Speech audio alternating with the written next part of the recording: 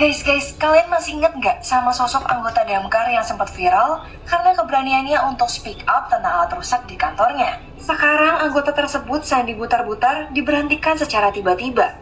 Waduh, ada apa ya? Perselisihan antara Sandi dan Damkar Depok bermula saat Sandi melakukan pengusutan kasus korupsi seragam dan sepatu PDL oleh Dinas Damkar Depok. Ia juga pernah membeberkan terkait honor yang diterimanya tidak penuh. Sandi seharusnya mendapatkan 1,8 juta rupiah untuk penyemprotan disinfektan, tetapi hanya menerima sebesar 850 ribu rupiah. Karena kejadian itu, Kejaksaan Negeri Depok menetapkan sekretaris dan bendahara Damkar sebagai tersangka. Tahun lalu, Sandi kembali speak up tentang gergaji mesin yang rusak dan rem mobil Damkar yang tidak kunjung diperbaiki. Menurutnya, ini membahayakan keselamatan petugas. Amarahnya semakin menjadi-jadi saat petugas Damkar Depok Martinius Reja Panjaitan yang meninggal usai bertugas di kebakaran Pasar Cisalang. Sandi menuding pihak Damkar tidak memberikan alat pelindung diri yang memadai seperti masker. Puncak perselisihan ini adalah Sandi pernah melaporkan dugaan korupsi Damkar Depok ke Kejaksaan Negeri Depok yang diperkirakan merugikan negara sebesar 1 hingga 4 miliar rupiah. Kini Sandi diberhentikan secara tiba-tiba oleh Dinas Damkar Depok pada Kamis 2 Januari 2025. Damkar Depok menjelaskan alasan pemutusan kontrak kerja tersebut merupakan hasil dari evaluasi internal nih guys. Semoga perjuangan Sandi untuk melakukan transparansi dan keadilan di Damkar ini membuahkan hasil ya guys. Kalau menurut kalian gimana nih? Komen di bawah ya. Teman-teman saya jika saya ditangkap, saya pengen pamit. Ini saya dikeluarin, putus kontrak. Dari tanda tangannya Utesianiati, katanya. Saya nggak tahu ya alasannya apa. Hampir 10 tahun lah pengabdian saya ya di Damkar. Mungkin saya bikin pengakuan sekarang untuk warga kota Depok. Saya juga udah nyiapin beda.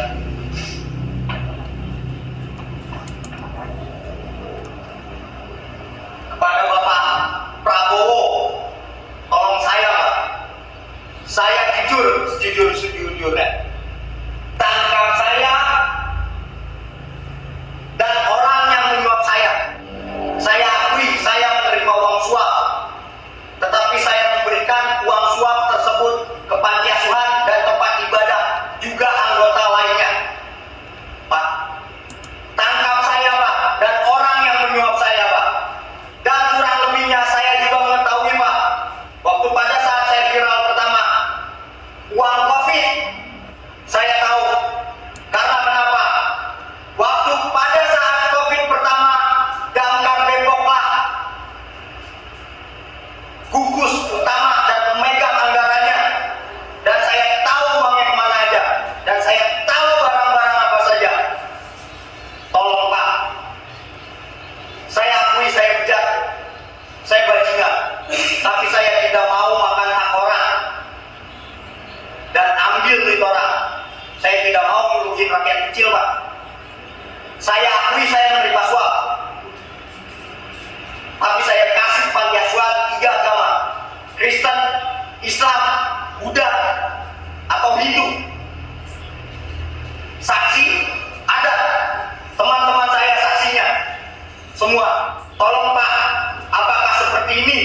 Saya orang tidak baik Pak, tapi mereka yang berkedok baik ternyata lebih busuk Pak.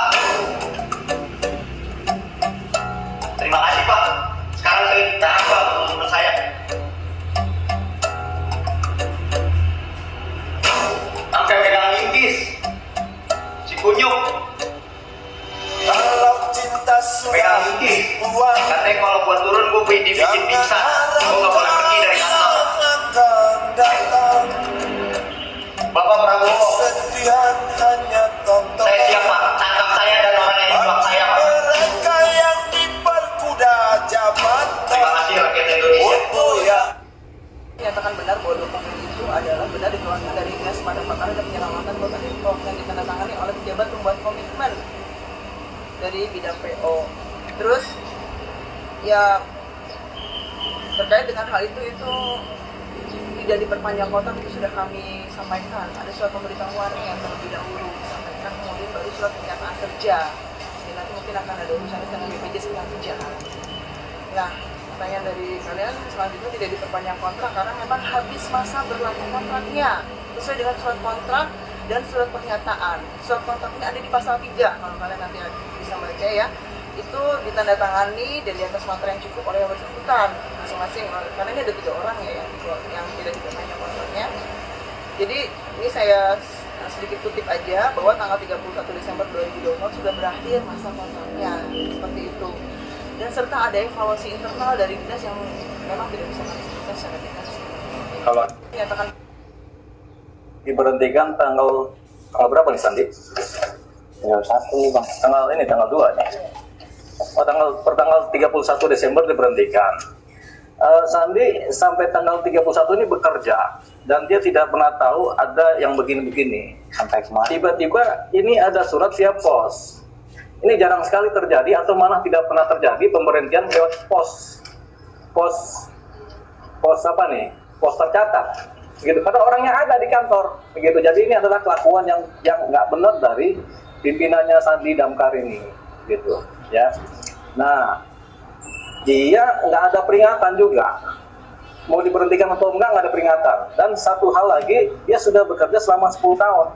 Selama 10 tahun ini evaluasinya dia baik-baik aja, tiba-tiba tahun ke-10 dia diberhentikan. Ini satu pertanyaan yang rasanya ini bukan persoalan bahwasanya kondit atau kinerja, karena Sandi sudah sampaikan dia masuk terus. Kedua, dia juga bekerja ada terus, jarang absen, malah nggak pernah absen kan? Ya, sakit pun saya sakit tetap masuk. Nah, tapi dia diberhentikan. Nah, kemudian Sandi ini termasuk yang vokal membuka semua apa-apa yang kecurangan yang terjadi di dalam Damkar. Nah, ini dia ini. Jadi rasanya ada 3 orang personel yang diberhentikan, salah satunya Sandi. 2 memang indisipliner karena jarang masuk. Tapi yang satu ini masuk terus, membongkar juga, berguna juga bagi masyarakat Kota Depok, berguna juga bagi Indonesia ya. Tapi diberhentikan. Nah, ini yang kemudian bukan lagi menjadi pertanyaan, ya kita malah menganggap ini adalah suatu tindakan tidak suka dari pimpinannya dia, pimpinan Sandi ini. Jadi yang akan kita kejar adalah pertama, ini kita mempermasalahkan pemerintahan Sandi dengan cara yang seperti ini. Itu satu. Yang kedua, kita akan kejar siapa di balik ini. Apakah si pimpinannya langsung ataukah ada siapa atau ada kelompok lain yang nggak suka dengan Sandi. Jadi rasanya pemberhentian Sandi ini lebih kepada rasa kebencian dari satu orang, satu kelompok atau beberapa orang yang kemudian dirugikan oleh tindakan Sandi yang membongkar kasus-kasus korupsi yang ada di Damkar. Nah ini, ini akan kita kejar dengan secara hukum ya. Tentunya kami akan melakukan langkah-langkah hukum. Yang kedua, kami akan minta ini kepada wali kota. Tapi nggak mungkin wali kota yang sekarang yang sedang menjabat karena sudah basi ya. Wali kota sekarang udah abaikan saja. Jadi nanti ketika ada pejabat atau ada wali kota baru, kami akan minta supaya memperhitungkan posisi Sandi yang sudah berjasa selama ini kepada masyarakat Kota Depok, kepada pengurusan kebakaran, kemudian faktor disiplinnya dia juga kita hargai, kemudian diberhentikan, bahasanya dia dipecat dengan surat seperti ini, ya. Jadi ini yang kemudian akan kita kejar. Kemudian sebaliknya, kami bahkan menduga yang tidak profesional atau yang tidak cakap dalam bertindak sebagai pegawai di Damkar adalah pimpinannya sendiri. Pimpinan sendiri yang tidak mengerti bagaimana menilai orang atau menilai pegawai mana yang bagus, mana yang tidak. Jadi ini pimpinan sendiri yang menilai ini atau yang memecat ini yang terkesan bodoh. Terkesan bodoh karena orang yang sangat dihargai oleh masyarakat Kota Depok karena keberaniannya ini kemudian diberhentikan. Jadi ini terkesan bodoh. Makanya nanti kalau nanti ada wali kota baru, kami akan minta ini digeser. Orang-orang seperti ini tidak layak, pimpinan seperti ini tidak layak bekerja di Kota Depok. Digeser aja. Saya akan kejar orang-orang seperti ini. Jadi pimpinan seperti ini memang tidak layak. Tidak ada ukuran yang jelas, kemudian parameternya tidak ada, indikatornya tidak ada. Orang yang kemudian bekerja secara disiplin, menceritakan banyak hal yang terbuka sehingga kita bisa tahu, kemudian borok-boroknya Damkar dibuka, dipecat. Ini pasti faktor like and dislike. Tidak lagi kita menduga, ini udah pasti begitu. Makanya kami akan kejar sampai orang tersebut diganti. Kok ini janggal nggak sih setelah 10 tahun tapi baru dirasa tidak ada standar kerja yang baik? Bukan janggal lagi, ini udah ngawur. Orang sudah 10 tahun baru dievaluasi bilang nggak baik, padahal 10 tahun kerjanya bagus, begitu. Idealnya seperti apa? Idealnya orang 3 bulan percobaan nggak bagus diberhentikan. Kan begitu. Nah ini orang sudah kerja bagus selama sebulan diberhentikan. Bagaimana tanggung jawab kita masyarakat yang dimana orang sudah berjasa buat bangsa, buat negara, buat masyarakat Kota Depok, tiba-tiba diberhentikan. Makan apa dia? Persoalannya kan begitu. Ini kan jadi persoalan suka dan tidak suka. Jadi kita bisa beranggapan yang salah bukan sandinya, tapi yang salah adalah orang yang mencatnya dan pihak-pihak yang berada di belakang orang yang memecat ini, si pelakunya. Ini yang akan kita kejar. Secara regulasi untuk tidak memperpanjang kontrak itu ada nggak sih berapa hari atau berapa bulan sebelumnya ada pemberitahuan? Ya, di Undang-Undang Tenaga Kerja ada kepatutan. Walaupun ini dia tenaga kontrak atau honorer di wilayah pemerintahan, tapi sedikit banyak sama dengan yang ada di wilayah Undang-Undang Tenaga Kerja, yaitu paling tidak kalau dia diberhentikan setidaknya 1 bulan sebelumnya sudah diberitahukan. Ini sama sekali nggak ada diberitahukan, sehingga tiba-tiba lewat pos. Ini namanya kan kegilaan yang dilakukan oleh seorang pimpinan.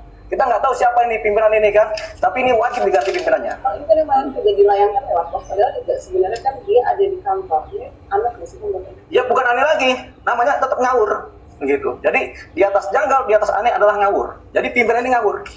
Saya juga komunikasi sama pimpinan-pimpinan damkar yang di luar daerah, Pak, seperti di Semarang, Pak Ade Bakti dan pimpinan-pimpinan yang lain di Jakarta. Seharusnya kalau untuk perpanjang kontrak itu jangan bulan Januari, Desember, sebelum Januari. Buktinya anak-anak kan kemarin sebenarnya anak-anak mau bikin aksi, sekarang mau kerja, tapi saya nggak mau. Nggak mau, saya bilang ya anak-anak, lu tanda tangan aja. Sekarang anak-anak tanda tangan di Merdeka, aturan anak-anak semuanya mau kesini. Saya bilang nggak usah, jangan, takutnya nanti mereka yang kena ditandain. Mungkin ada wartawan saksinya tadi anak-anak pada ngumpul. Saya cuma bilang ya jangan, nanti mereka yang ditandain. kalau ada petisi nggak sih untuk diorganisasi? Nanti kita bikin petisi, tapi teman-teman juga bantu juga bikin petisi itu kan. Nanti kita akan bikin petisi kepada masyarakat Kota Depok secara khusus ya, petisi pembelaan terhadap Sandi. Kita buka aja nanti secara IT kita bisa buka ya.